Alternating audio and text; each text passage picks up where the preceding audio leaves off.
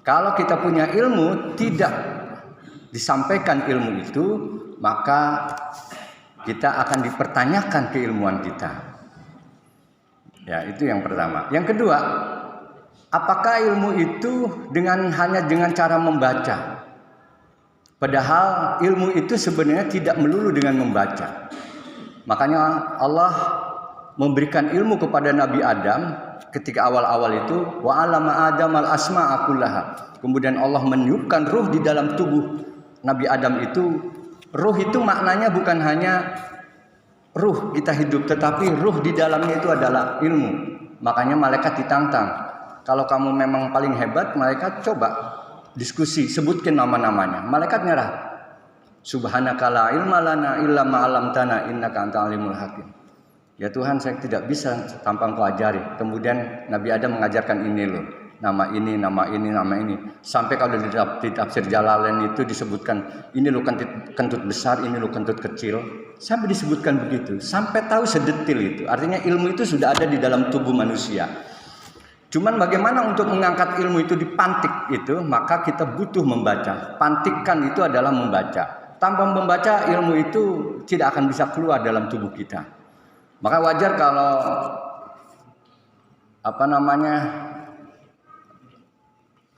ayat Quran yang pertama turun tuh, Iqra, bacalah, pantiklah ilmu itu. Iqra bismi rabbikal ladzi khalaq. Pantik ilmu itu, keluarkan dalam tubuh kita, dalam ruh kita, kita keluarkan. Maka itu sebut dengan pemantikan ilmu.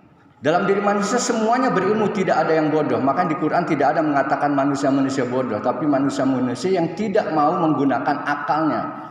Afala tafakkarun, afala tadabbarun, afala tuqilun, banyak afala-afala. Artinya pantiklah karena kamu nggak bisa berpikir, nggak bisa menggunakan. Manfaatkan itu. Makanya proses untuk mencari keilmuan itu ada beberapa langkah, misalnya memantik itu. Pertama, manusia dikasih nikmat itu akal. Langkah pertama untuk mendapatkan ilmu adalah akal. Makanya prosesnya namanya ta'akuli. Ta'akuli itu adalah proses pengilmuan dengan cara kita menggunakan panca indera, merasakan, melihat, mendengar segala macam, itu namanya proses ta'akuli. Kalau kita misalnya pengen nyolek garam kemudian dilat ke lidah kita, itu rasanya asin, itu proses ta'akuli. Oh, garam itu asin, itu ta'akuli karena proses perasaan.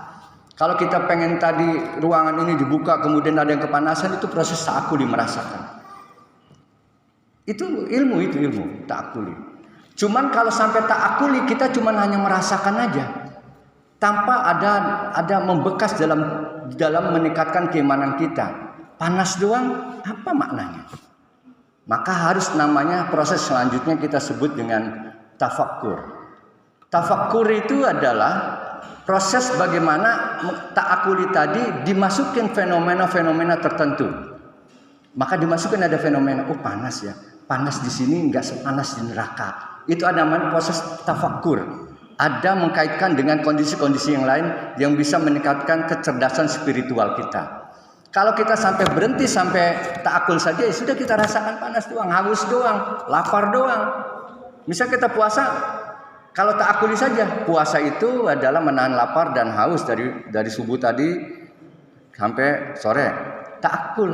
Tapi kalau tafakkur, iya ya, kalau cuma lapar doang, orang lain juga lapar. Oh ya, banyak orang yang lapar ya di sana itu. Kita harus bantu.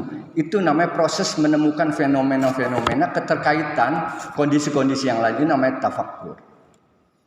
Nah, tafakkur itu tidak cukup hanya sebatas itu. Maka harus kita mengkaitkan fenomena-fenomena itu dengan keterkaitan dengan alam semesta. Makanya di alam semesta itu harus kita pikirkan. Inna fi khalqis samawati wal ardh. Jadi atas penciptaan alam semesta itu kita pikirkan.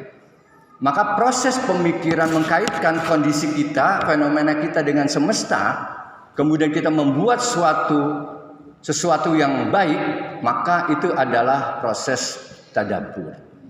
Jadi tadabbur itu penting. Misalnya ini kok haus ya? Kalau haus pasti orang minum, itu proses tafakkur. Kemudian kalau bagaimana haus tadi yang orang pengen minum tadi, kita bisa menciptakan sesuatu yang ada manfaatnya. Kalau begitu saya buat es teh deh, buat produk lah es teh. Itu proses tadabur. Jadi menciptakan sesuatu yang baik, memberikan nilai value terhadap suatu kondisi.